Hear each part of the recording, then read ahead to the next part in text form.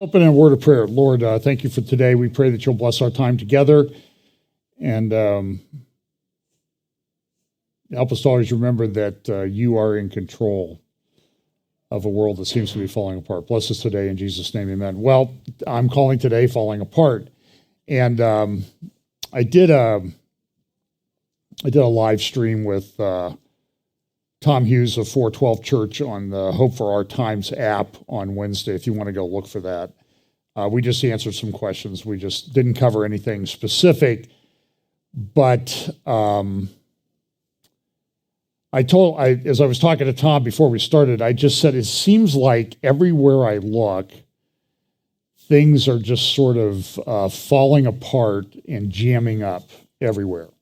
So I have fewer slides today than any update I have done in years. That I have some notes here that I might talk about, and I might have time for a couple questions. If you want to indicate that in the chat on YouTube in all caps, I'll try to answer a couple, but we'll see how we do on time.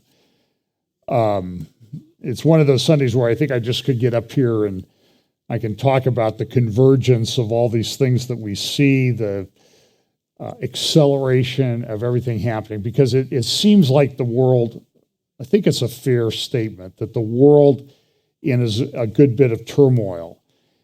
And I think a lot about this verse here about, when we see these things happening, we need to have a framework that these things are going to happen. So we know that there's the Olivet discourses in Luke and Matthew 24. We know there's things in Revelation. We know there's things through the Gospels. We know there's things through the Old Testament prophets. And it's sometimes a little bit difficult to piece it all together. But as I was thinking about it this week, when the Antichrist goes into the temple and reveals himself, that's like a really big marker that's being laid down. And we need to be ready for things like that. For example, I don't have a specific temple update. The Temple Institute has come out and updated on the red heifer.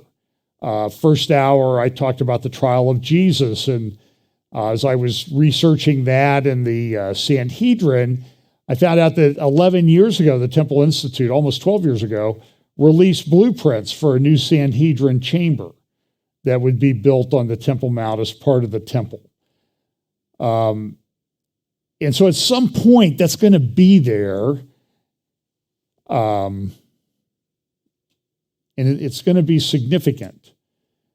But I personally think that the Antichrist is not revealed, and it's not dead certain who it is until he goes and does the abomination that makes desolate. And Jesus tells us, look, when you see that which was spoken of by Daniel the prophet, and that's kind of an indicator. Look, when you want to understand what's going on, well, go to Daniel and just start looking through Daniel and read all those prophecies there, because they're important. Jesus himself said that they were. So we want to be part of these people who understand. So here it is, falling apart. I'm not falling apart. The world is. And so we look at these economist covers, not because they're prophetic, but they are put out by people who have a lot of influence in the world, and they sort of indicate the things that are important. And so you see Biden, you see a ship down at the bottom, there's supply chains, you see technology, you see oil, you see war, you see weapons, that sort of thing. And then you see robots up at the top, AI. And I'll talk a little bit about that. This is a cover from a recent Foreign Affairs, their centennial issue put out by the Council on Foreign Relations, The Age of Uncertainty. And you see the guy there in the dark with a light trying to find his way. And I always find it very interesting, the imagery that's used a lot of times in these things. So let's look at a few things. We'll look at a couple cultural things that I might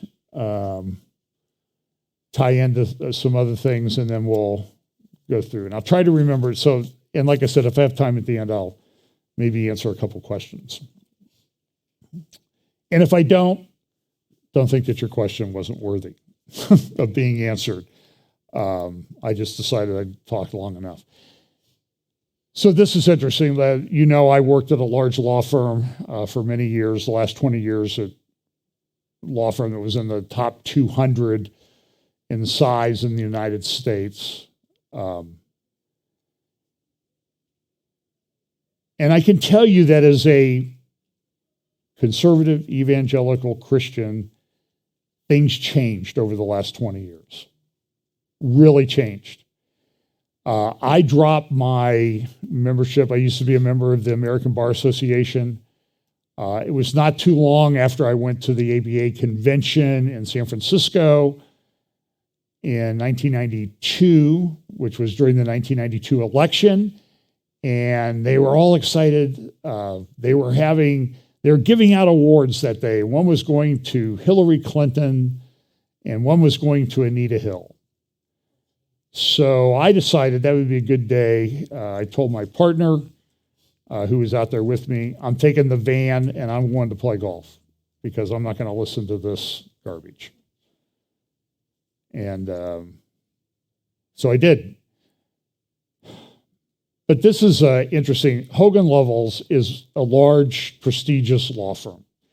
And I'm just going to read a little bit from this article because it's written by a lady who was a longtime partner there. She's one of the most respected lawyers in her field, business restructuring and insolvency.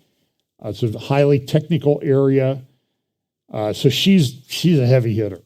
And listen to what she said. After the Supreme Court issued its Dobbs decision overturning Roe versus Wade in June, global law firm Hogan Lovells organized an online conference call for female employees. Now I'm thinking well, that's kind of sexist, right? Just females? This is what happens in the woke thing. You get a certain number of points that allow you to participate in these things. So as a Caucasian male, I think I have about 0 points on the wokeness scale or victimhood scale. So I just don't get to participate in anything if they don't want. This is, by the way, this is happening all over the place. I've seen, we have, forget where it was, a major university. Saw a gal interviewed on Fox the other night, and she said, well, if you're a white person, you don't get to come to where there's minorities unless you can't accompany a friend who's a minority to a meeting or a coffee shop unless you get permission from the group if you're white. Now that sounds a little bit like racism to me. And this is where it goes. But so listen to what Robin Keller wrote in the Wall Street Journal the other day. As a retired equity partner still actively serving clients, so she's still working for the firm, but she's retired. I was invited to participate in what was billed as a safe space for women at the firm to discuss the decision. It might have been a safe space for some, but it wasn't safe for me. Everyone else who spoke on the call was unanimous in her anger and outrage about Dobbs. I spoke up to offer a different view. I noted that many jurists and commentators believed Roe had been wrongly decided. I said that the court was right to remand the issue to the states. I added that I thought abortion rights advocates had brought much of the pushback against Roe on themselves by pushing for extreme policies. I referred to numerous reports of disproportionately high rates of abortion in the Black community, which some have called a form of genocide. I said I thought this was tragic. And I think I pointed out to you, I played a clip from MSNBC a few weeks ago on Morning Joe with Mika, and she's there.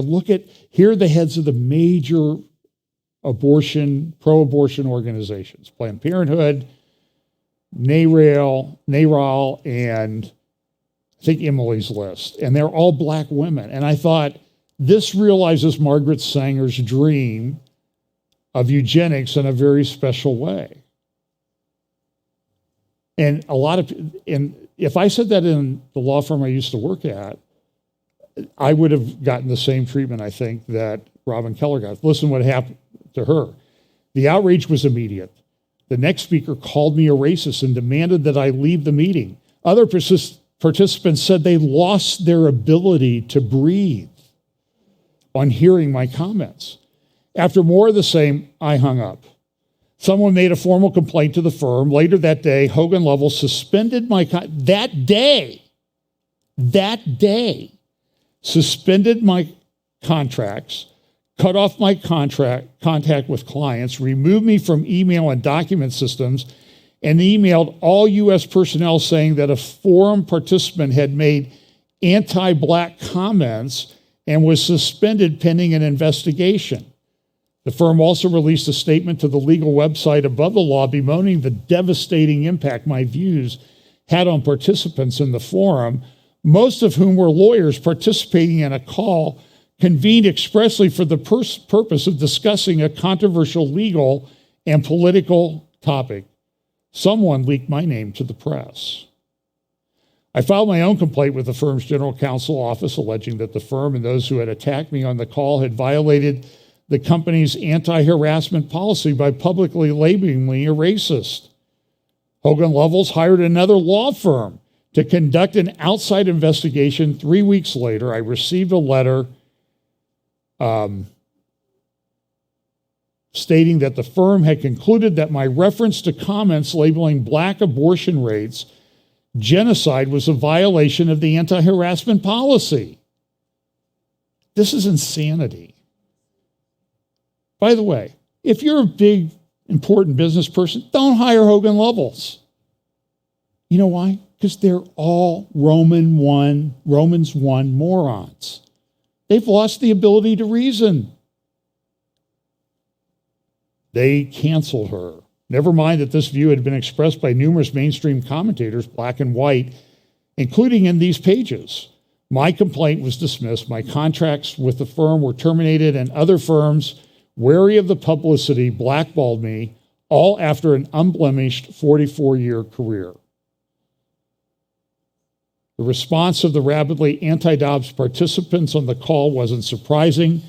What was shocking, at least to me, was how eagerly Hogan Lovells kowtowed to a woke faction inside its workforce. Several women on the call, as well as male lawyers at the firm, contacted me later to offer private support for my right to express my views. Those former colleagues must now realize that they are in a hostile work environment. If this could happen to me, anyone who expresses a disfavored opinion, even on a matter of law, can expect the same treatment, immediate cancellation without concern for client interest, due process, or fairness. Bravo, Robin Keller. I appreciate that she had the courage to step up. She has nothing to lose. Her career, she's semi-retired, but they don't care about her clients. I mean, she's a great lawyer. You don't make equity partner at a firm like that unless you're a great lawyer. But look at how people think about that. The aforementioned Hillary Clinton speaking this week at a women's conference organized by her daughter, who now is known as Dr. Chelsea Clinton. And Hillary speaking about the Dobbs decision. Listen to what she said in response to a question from a doctor on a panel she did with her daughter. This is an indictment of our healthcare system, and it's an indictment of our failure to provide equitable access. But it's mostly, as Vicki said, so shocking to think that in any way we're related to poor Afghanistan and Sudan. But as an advanced economy, as we allegedly are, on this measure, we unfortunately are rightly put with them. So listen, I thank the Lord that she never became president of the United States. She is the perfect example of they will accuse you of being everything that they are. This is how the left operates. Here's an article also out of Arkansas, weighing legality of Arkansas ban on care for transgender youth. This is a big issue in our culture today. Drag queen story hours, the sexualization of children. It's so easy to see, but then they accuse you of being the Taliban if you oppose it. And so this case was brought by a young man, I guess, who wants to transition. And they filed a lawsuit in Arkansas. The judge hasn't said when he will rule. There are also cases making their way to Supreme Court. There's a Marriage Act that is to recognize marriages from other states. And you're going to see it. It's passed the Senate. It's going to go to the House. It's probably going to be approved. There was an attempt to put in amendments to protect religious liberty, and that was denied. And you know what's going to happen with this. This is going to be used as a weapon against churches, Christian colleges, bakers like Jack Phillips. And then there's a case also at the Supreme Court right now where a web designer, they wanted him to make up a pro-gay website. And he said, no, I can't do that. It's against my conscience. And they're suing him. And they're going to sue him into oblivion, just like they did Jack Phillips, just like they did I think a couple that owned the bakery or wedding business out in Oregon. They're going to cancel them. They don't care. It's one of these things where it gets me upset, and it's almost hard to kind of form the words to talk about it without getting really mad and angry, because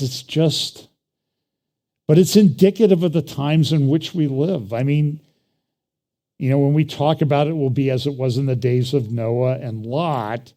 I think that there's a lot more to that than just saying that, things are going to be kind of bad or people are going to just be acting normally. I think we're going to be seeing some really bad manifestations of things. I don't have any pictures. I don't know that I would even show them if I had them. I saw Good Fight Ministries, Chad Davidson, Joe Schimmel did a thing on this Spanish company, Balenciaga or whatever that's called, that does this. They have the little kids with sexual bondage items and toy bears dressed in bondage clothing. And then if you zoom in on there's a stack of papers, and it's a Supreme Court decision that sort of allowed certain aspects of child pornography to go forward. So it's clear the message that they sent. And I think Kim Kardashian was involved with this. I don't know if Kanye West was or not, I shouldn't say. But now now Balenciaga comes out and says, oh, well, this was just, we don't understand how this happened. You don't do an ad campaign and put out all these publications and everything because some photographer acted on his own. There's a whole corporate approval process. And there is this sexualization of children thing going on that's very troubling. And so it's hard. You got to protect your kids and your grandkids, whatever, in this day and age. So this is an article from last week's Economist, Frozen Out, How the World is Leaving Europe Behind. And the article, Europe Faces an Enduring Crisis of Energy and Geopolitics. This is kind of interesting the way geopolitics goes. I talk about acceleration. Things change very quickly. I'll talk about China in just a moment. But remember, it was just a few weeks ago, China had this big meeting of the Chinese Communist Party, and they elected Xi to another 5-year term, and now China's in turmoil. They have elections in a large country south of the equator. In this hemisphere, don't think I can say it because they're banning channels that say anything about it. So they had an election. There are certain things under the Constitution of that country that need to be done that aren't being done. People are protesting. The largest pro-democracy demonstrations in human history are taking place in this country right now. Millions of people in the streets protesting the election. They put in place a leftist. He had been convicted. He wasn't able to run, but the Supreme Court, most of which were people that the majority of which he had appointed, overturned his conviction. One judge did. So he got to run, and he won the election, amazingly. Isn't that amazing? And so now there's a question about, legal challenges, but what happened there, remember what happened up in Canada with the truckers? People who are protesting have had their bank accounts shut off. You go against us, we will erase you. And so it all seems like it's falling apart. And so Germany or Europe is the same way. I can remember for a lot of years, look at Europe. It's in ascent. It's growing. It's great. It's going to be so powerful. Now they're questioning about whether the lights are going to stay on. The headlines in the Iranian newspapers this morning are talking about, like the Tehran Times, are talking about pointing out that in the UK, they're eating pet food to save money, and they're heating food on the radiator pipes. Because this has been reported, and so the Iranians don't like the UK, so they're picking it up. Here's an article. This is an article from Switzerland, a German article. It says this: Switzerland is considering driving bans on electric cars. Now, wait a minute. I thought the electric car was going to save us. It's a joke. It's about control. It has nothing to do with saving the climate. I mean, you can look at what goes into making one of those cars and the cost and all this other stuff, and it just doesn't work. There's nothing that replaces hydrocarbon BTU production of gas, oil, gasoline. It just doesn't. Listen to what this article says. Switzerland could be the first country to impose driving bans on e-cars in an emergency to ensure energy security. By the way, a lot of electricity in Switzerland comes from hydropower. But even in our country, we're having trouble with hydropower. Lake Powell, Glen Canyon Dam is a big energy producer, but they're concerned that next summer they will have to shut off the turbines. If they don't get the levels in the lake rise, that they'll have to shut off the intake turbines for the power that make electricity. And they call it a whirlpool effect. And it's way down. And that's a huge dam. I think that dam is taller than a 50-story building. It's a huge, huge dam. So several media, this is from the German Spiegel magazine, several media report this unanimously and refer to a draft regulation on restriction and bans on the use of electrical energy. Specifically, the paper says the private use of electric cars is only permitted for absolutely necessary journeys. Professional practice, shopping, visiting the doctor, attending religious events, attending court appointments. A stricter speed limit is also planned on highways. So have fun driving your Porsche at 25 miles per hour, your electric Porsche. Here's another article. How realistic is a blackout? Germany's top civil protection officer warns of power outages in winter, raising concerns. Network operators and scientists think the excitement is exaggerated. Consumers can still take precautions. In other words, you don't really need to use all that electricity, and you don't need it 24 hours a day, people. Get with the program. Here is an article from Yahoo News, Europe embarks on solar power revolution to solve its energy crisis and fight climate change. There's a massive solar boom in Europe, says Matthew Berwin, agrivoltaics project manager at Germany's Fraunhofer Institute for Solar Energy Systems, the largest applied research institute for solar energy in Europe. It's huge. But some people have raised questions about it. Some, including former UK Prime Minister Liz Truss, are concerned about solar installations on land that could be farmed.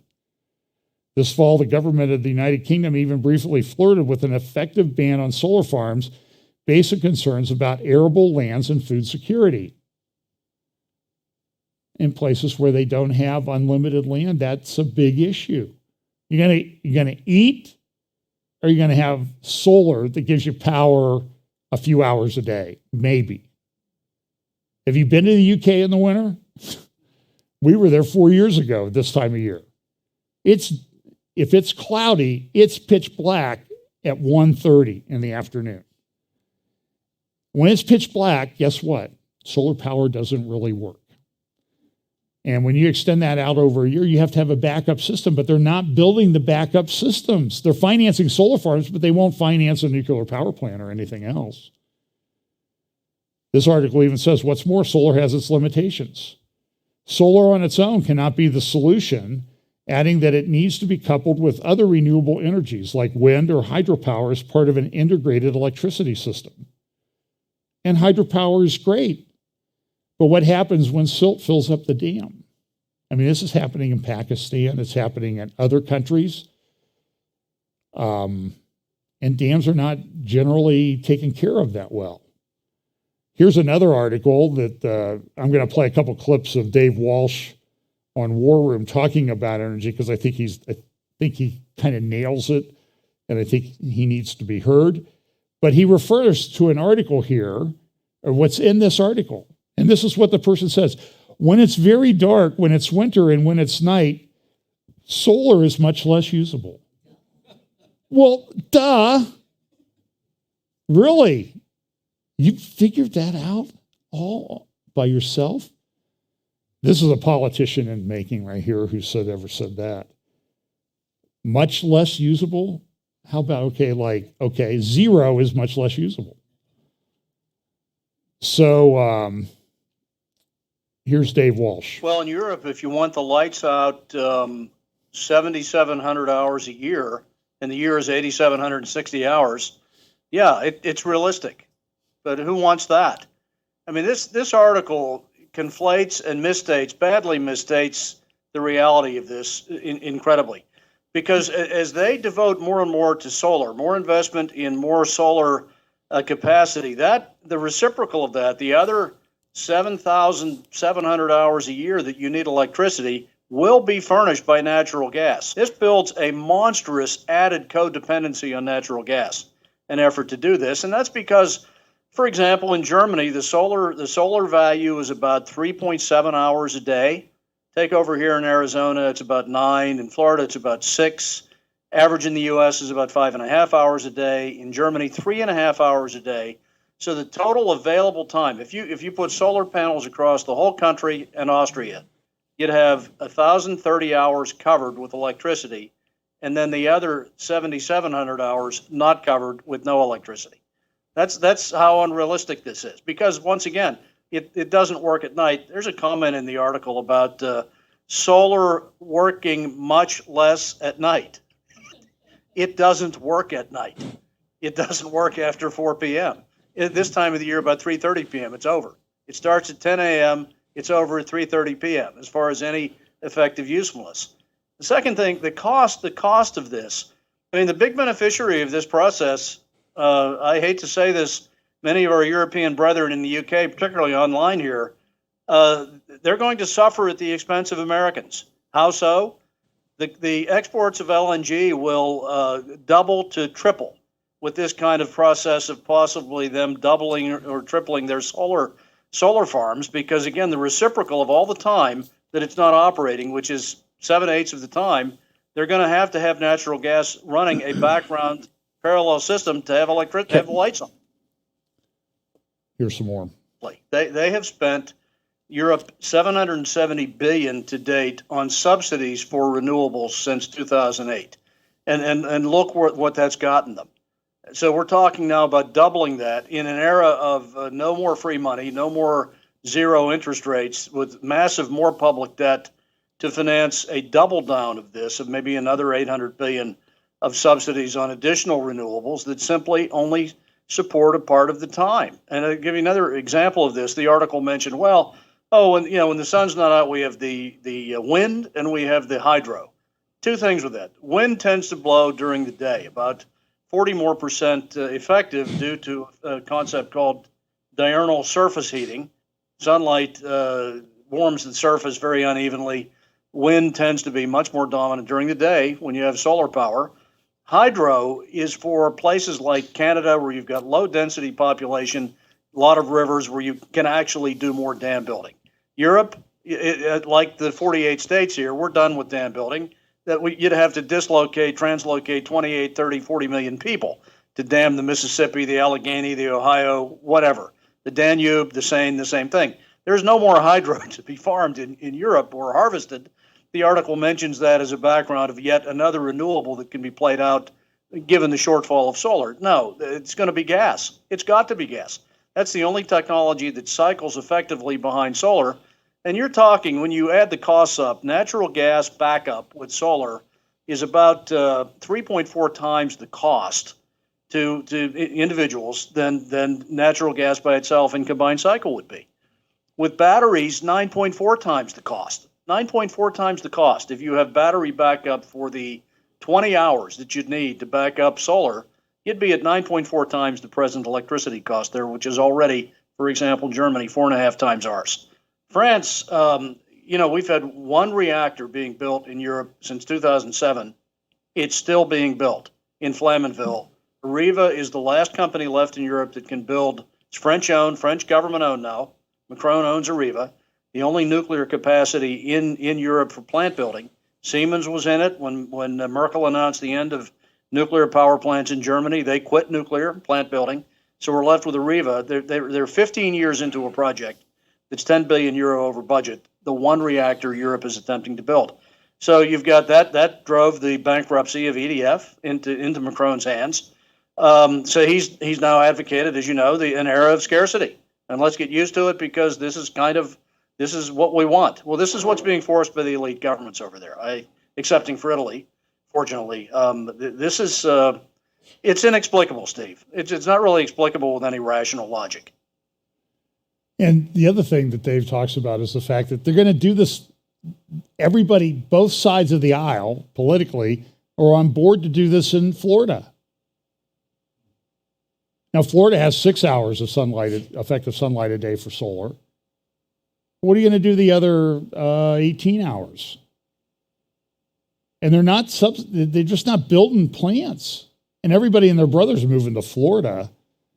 The whole thing is insane.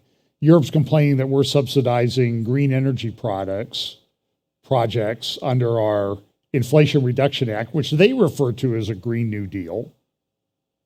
You never hear the politicians in our country call it what it really is, because that would, be telling the truth. Here's one more little segment of Dave Walsh. Their system, the average Western European country is now about 24% dependent on intermittent renewables that are not dispatchable, meaning you can't hit the on button and know that you've got electricity, like with a combined cycle nuclear or coal plant. They're also a big importer of electricity from France, which has remaining problem in the reactors with these tube leaks being evaluated, repaired, replaced. They're still underway. So they've got an electricity shortage, and they're banning fridge use at certain times of the day, washing machines on restricted duty. These are all hard to enforce things. Nightclubs being shut early, even ski resorts being closed to conserve electricity.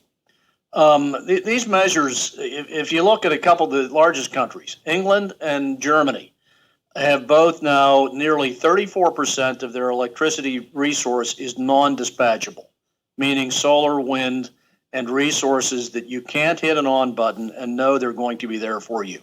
Where 15 years ago, 100% of their electricity resource was dispatchable, base load, known to be there, reliable generation. That's the big change. I like Dave Walsh for, see the golf ball rack there, and sounds like my kind of guy. It's just not working. Another thing that things are changing, here's an article from the Times of London the other day, end of era for Christian Britain. And what you see is that Christians, and that's Christians of all kinds, are now a minority in Britain. And I saw one, I don't know if she was Pakistani or Indian, member of government, might be a member of parliament, talking about, London's lost six, and I don't care for the racial distinctions, okay? But I'm just telling you because the politicians think it's a big deal because if they get certain types of racial minorities in, they think they'll vote their way. So they're all for that. They never think of the consequences. And she said, you can find it on Twitter, that white people in London have decreased over the last, I forget what the period is, 20 years, by 600,000 people. Minorities, mostly Muslim, have increased by 1.2 million. And when we were in London a few years ago, when we came into London, somebody said, okay, we're in London now and it's time to play the game. Can you spot a real Englishman? And it's not a racial thing. You want to understand that. I could care less what somebody's race is, but it is changing the city. It's changing the country. And now on a religious basis, when we stayed a few blocks from Speaker's Corner in Hyde Park, the hotel, Marriott hotel we stayed in, had 50 TV stations. 10 of them were Arabic language. Right in the heart of London. You walk across the park is Kensington Palace and Buckingham Palace, and it's changing. So Elon Musk, so that's something to look at, to follow. So here is, Elon Musk bought Twitter. He's going to restore free speech, and everybody's melting down. He's released all kinds of files about the Hunter Biden laptop and got everybody in just a complete tizzy. Happy people, on the right that says, yeah, it's about time, and people on the left saying, so what? It doesn't make any difference. Well, Hunter Biden's not president. Well, that's not the whole issue, you understand? It was a complete cover-up, and it continued. And so here they're telling them, Brussels and Yellen turn up heat on Musk over Twitter. U.S. is weighing foreign ownership review. Is he allowed to even own it? Spend billions for it, but we may not like it because he's going to allow people that might criticize us. Europe is saying he's got to follow strict content moderation rules. So what they did in Europe, if you remember from the, I talked about this a couple years ago, they had put in very restrictive rules.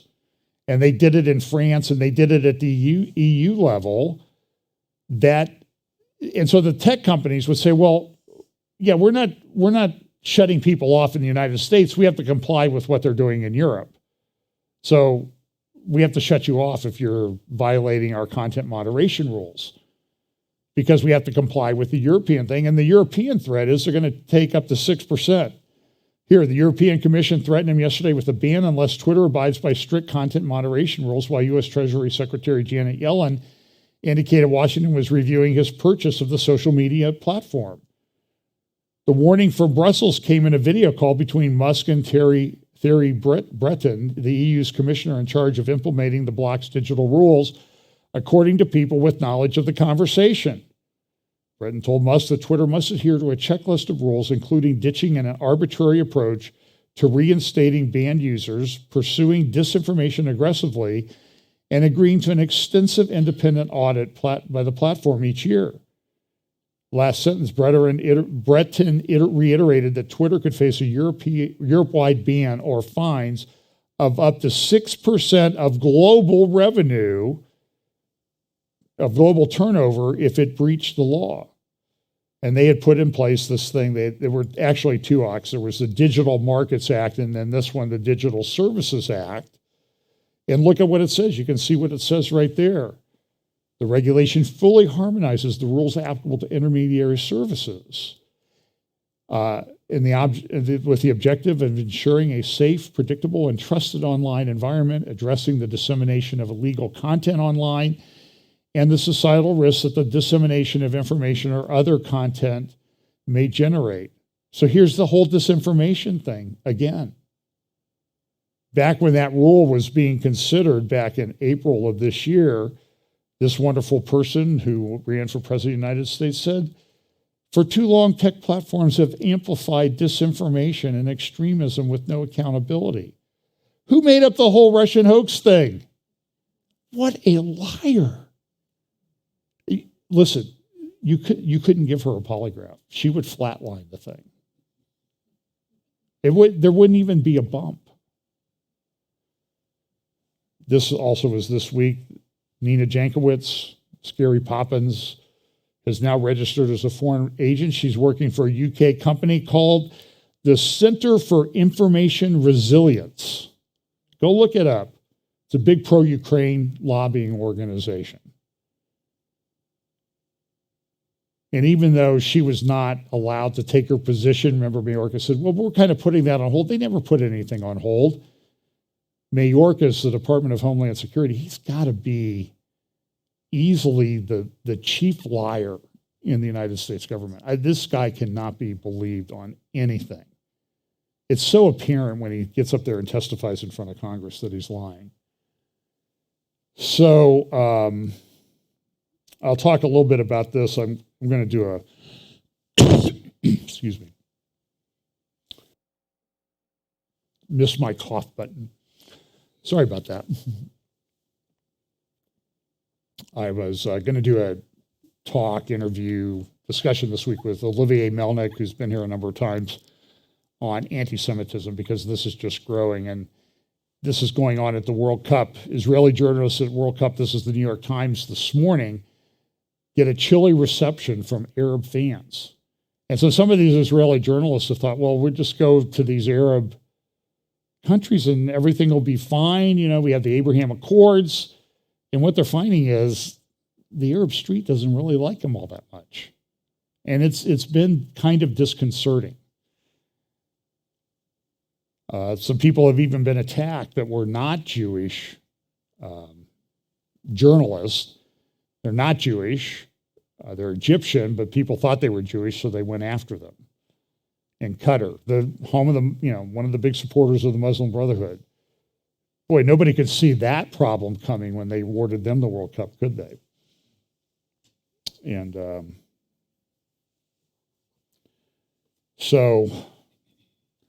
okay, let's talk about, by the way, let me say this about Elon Musk for a second. Well, I don't have a slide on it. They did I'll be doing something in future updates and maybe a midweek update at some point that deals with some of the things going on with Elon Musk. And we all like Elon Musk because he maybe is restoring free speech to some degree. But he's also a big transhumanist. That's very concerning. His company Neuralink had a big symposium thing, I think on Thursday. You can find it online. I've been looking through it to try to edit it down. He's been into AI and this brain chip. There's one company that beat him to market with trials with a chip that's been approved by the FDA, but it's kind of a basic chip. The one with Neuralink has tens of thousands of connectors. And this is really Revelation, mark of the beast type stuff.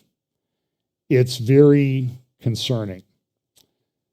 In China, who, by the way, has provided a lot of financing for Elon Musk, as has Saudi Arabia. All very concerning things, especially with the surveillance state, digital currencies, passports for Charlie Vector treatments, that sort of thing. So here's a couple articles from the Times. This one's from Tuesday. Xi fights to erase evidence of mass Charlie Vector rebellion. And you can see the things that are going on in China. Millions of people in the street just a couple of weeks after Xi seemed to be at the height of his power. People are protesting. But what they're doing is they're finding that their QR codes are flipping to red almost immediately when they participate in a protest. People are being warned, if you like a post on social media that is considered to be anti-government, we're coming after you. This is an article from, I think, this is this morning, Sunday Times, London, the Chinese digital Stasi. People here, they're saying, hey, we're figuring a way to fool artificial intelligence right now that are monitoring our posts. So in other words, they're saying Charlie Vector, 019er or something like that, which seems to work.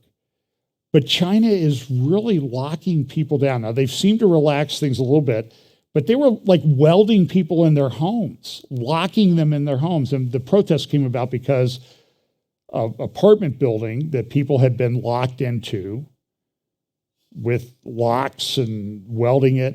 It caught on fire and a bunch of people burned to death, including children. And so people just got upset and they're protesting.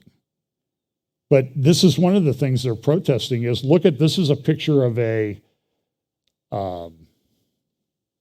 quarantine camp under construction right now in China.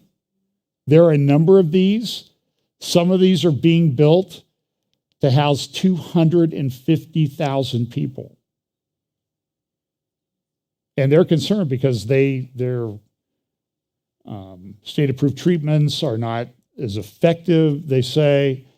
And so now they're worried if they open up society, they will have a virus running rampant through the society. I've seen estimates where people think 5 million people a month could die because of the way they've approached this with the zero Charlie Vector rules.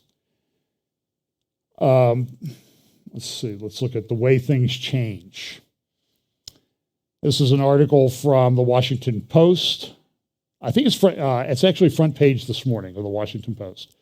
Russia and Ukraine are fighting the first full-scale drone war. And this kind of shows, when we talk about things in Bible prophecy, these wars and invasions and that type of thing, is how quickly things can change. Because sometimes you think, well, this country, they come, they're part of this invasion, but they're really not that powerful militarily. But what this is showing, that with the use of drones and low-cost drones, some of these you can pick up in at Best Buy or someplace like that, is really changing the face of warfare. And it's causing people a lot of concerns. This is reported this morning in the Times of Israel, Reuters, Jerusalem Post. Iran says it has executed four men for cooperating with Israel, being Mossad agents. Even Lapid, on his way out, he said, so this anti-Semitism thing. So let me just make a quick comment about this. I posted this on my Facebook page. There was a dinner down at Mar-a-Lago. Kanye West was there with Nick Fuentes. Nick Fuentes is a white supremacist Jew hater. I mean, there's just no other way to describe it. Kanye West has said a lot of things that fall into that category. And everybody was real excited about him a while back. They said, I think he's a Christian. And, he's had the church service. But at one of them, he had Marilyn Manson, for crying out loud. So, but a lot of people, we want to be gracious. We want to say, welcome to the family of God and that type of thing. But, remember when Paul converted? Paul was like stuck away for 3.5 years of training before he did anything in public. So I think we need to be careful about latching on to people and saying, oh, look at this person, he's a Christian. And I think that, what's the guy's name? Milo Yiannopoulos, who supposedly gave up his gay lifestyle and everything. He was involved in getting Kanye there to have dinner with Trump. I'm just saying is I do not like what Kanye has said. Nick Fuentes is easy. Kanye is an anti-Semite. I don't know how else to say it.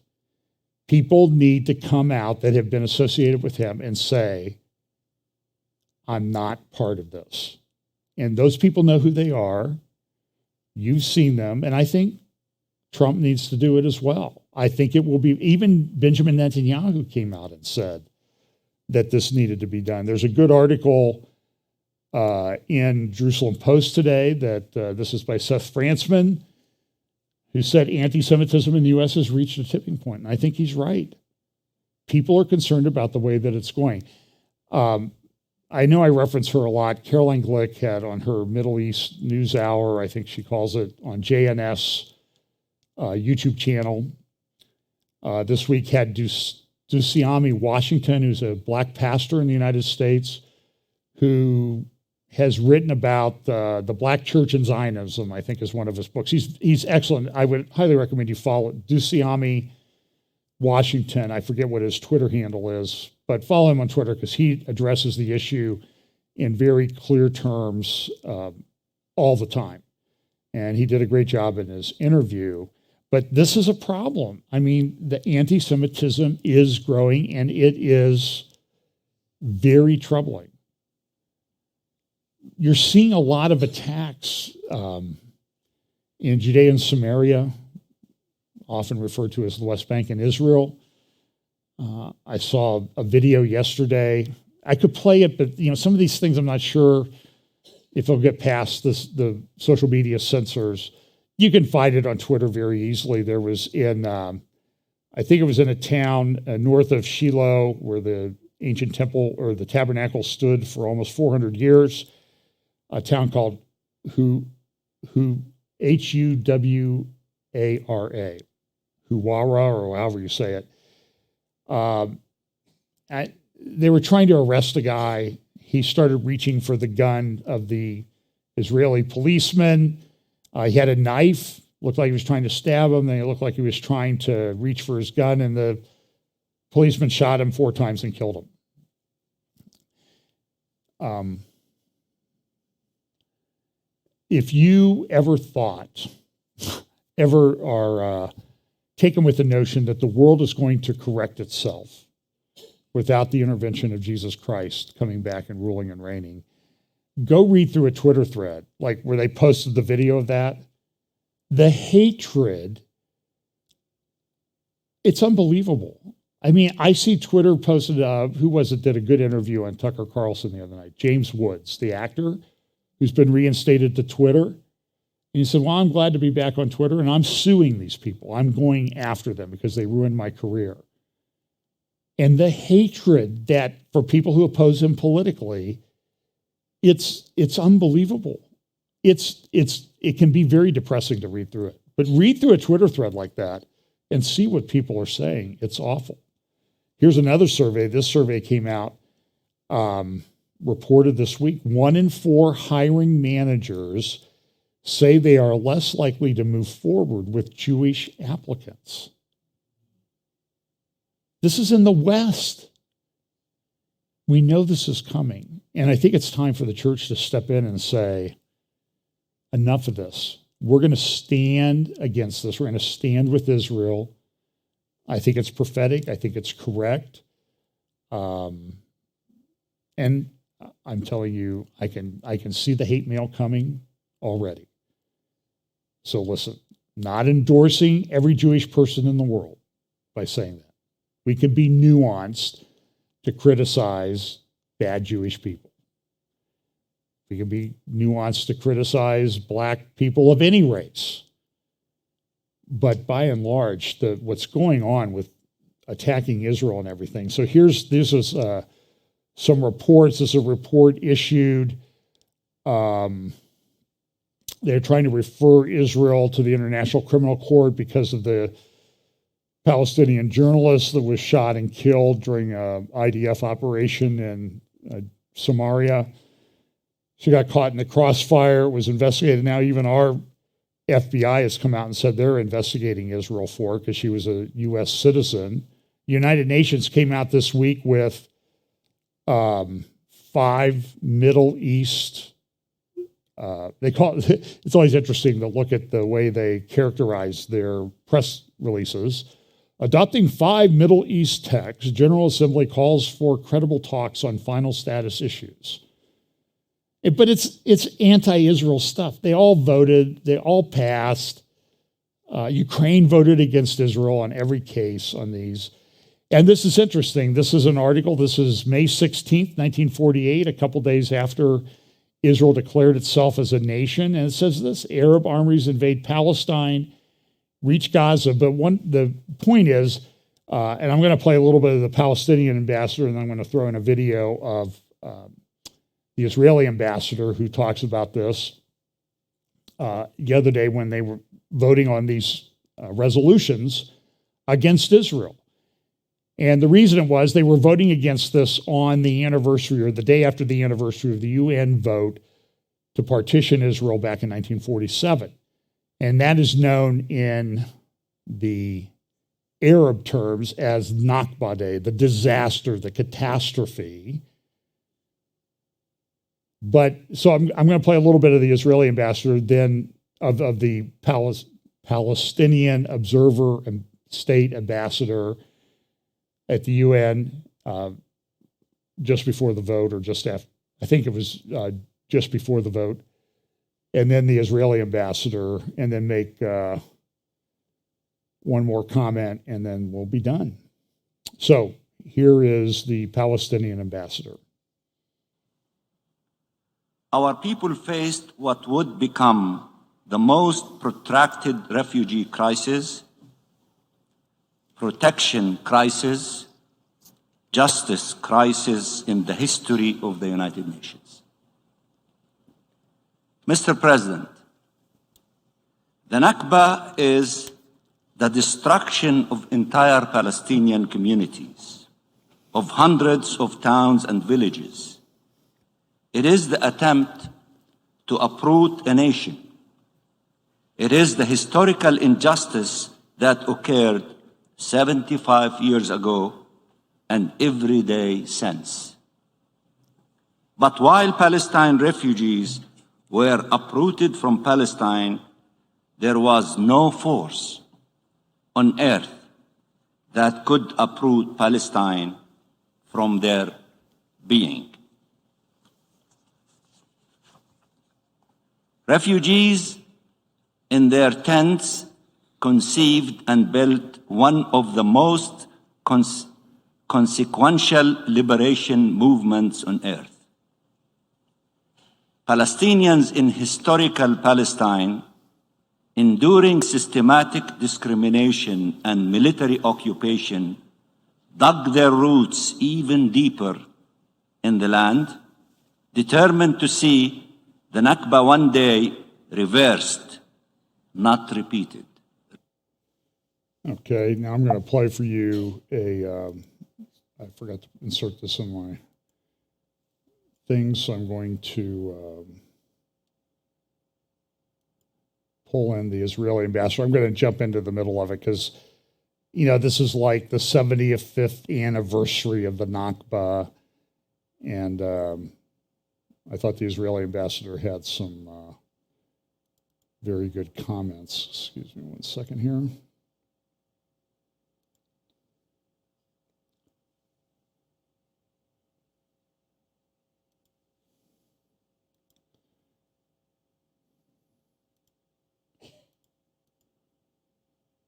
Okay, here we go. This is the Israeli ambassador, and I apologize, I cannot remember his name. Year after year, a package of resolutions is brought forth by the Palestinians' proxies, and year after year, all of the distorted resolutions pass, ensuring that the conflict never ends. While majority here backs these biased lies, not for a moment do these member states take into account the true destruction that they are propagating. When you support one-sided resolutions, you are not helping the Palestinian people. You are merely turning this institution and yourselves into accomplices in the Palestinian jihad war to destroy any chance for reconciliation. This conflict, like any conflict, can be solved in one way and one way only, with both sides sitting down at the negotiating table and, surprise, surprise, both sides making mutual concessions. Yet, every time any peace proposal has ever been placed on the table, and you all remember that, the Palestinians reject it outright. Refugees, I would like to recall the historical facts behind this false Nakba and remind you of the true Nakba.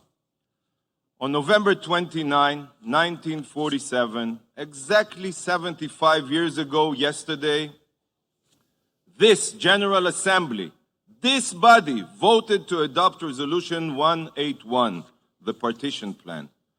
With this resolution, the international community lent its support for establishing a Jewish state alongside an Arab state. My people, the Jewish people, accepted this resolution without hesitation, but the Arabs and the Palestinians did not.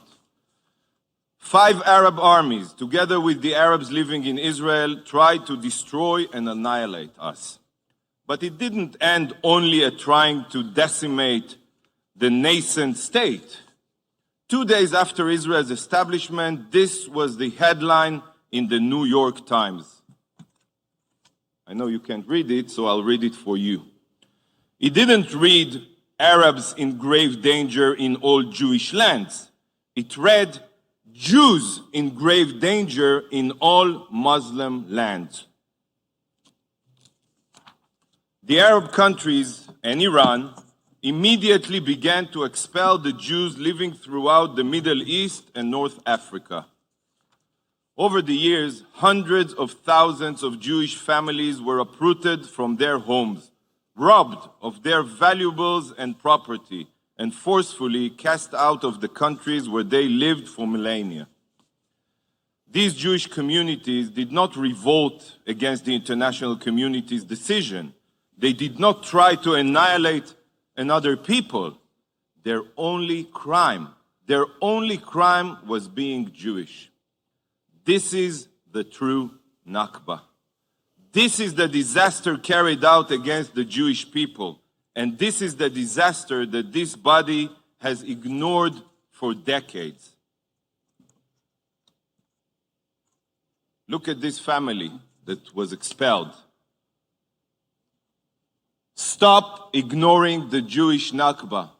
Stop ignoring the Jewish Nakba.